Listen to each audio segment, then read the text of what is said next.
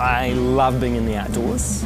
I used to go down to the friend of Dad's who had bees on our property and watch them and bug them, and the beekeepers would come there and we'd ask them for honey and pick up the stuff and look at his hives and go, oh yeah, and watch them do that and go, oh, I could do that. And picked up a swarm. They stored gear, we had a shed at the back and they stored gear in our shed, picked up a swarm and got a beehive and just snowballed from there. So that was when I was 13, so just kept on going. There was basically no young beekeepers back then.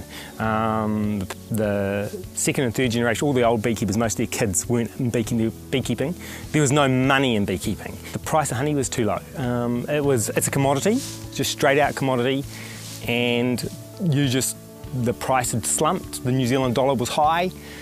In New Zealand, honey's linked to whatever the dollar is, and with a high dollar, the honey's worth very, very little. People didn't pay enough for the honey. You just couldn't make the honey for what people were willing to pay for it.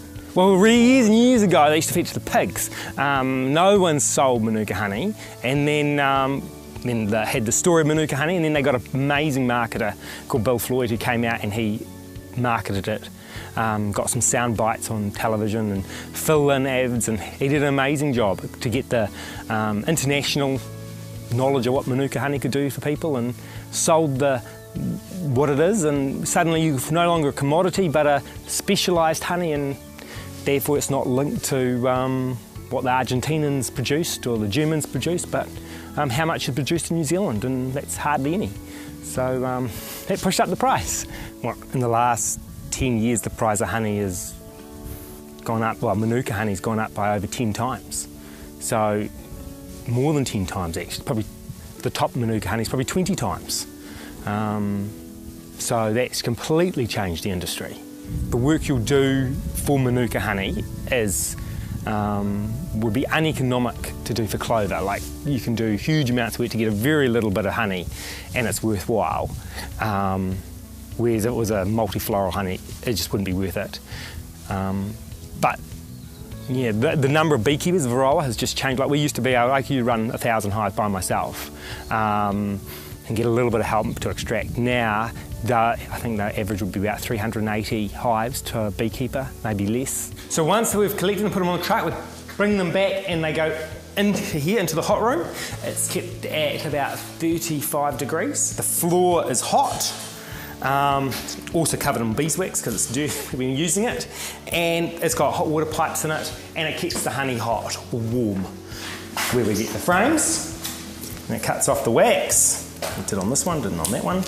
And we put them into the extractor, which is still covered in honey from the boys last year. And they literally fill these baskets. This is the end of the season, so in this season, like this here's only a little bit of honey left. In the season, this would be completely jammed full of honey. And this is our last run before we finish for the season. Honeydew yields all year. It goes every 3 weeks, or every time that the wind blows, have a frost. But the actual production of honey is seasonal. The majority of honey is produced at Christmas. So that's honeydew. You can see how dark it is. And if we turn that frame over, that same frame, that's Manuka honey right there. And all the crystallised honey, that's Manuka honey. They've come off a Manuka crop, and they've gone onto a honeydew crop, and so they've got two types of honey. So if there's 50%, it'll get sold as a Manuka blend. If it's more than that, it'll go as a honeydew. When I started, I go to the conference, the Beekeepers Conference, and it'll be all 60-year-olds. Everyone had grey hair, or no hair, whereas now it's full of young people. There's huge numbers have just flocked in with the advertising and the knowledge about the problems with the bees, and you should get a hive, which you should. And then there's the more jobs available. So before, people would go into it as a hobby, but there would be no jobs. They couldn't get the next bit. So if you had a beehive and you thought, oh, I've got to become a beekeeper, well, you couldn't.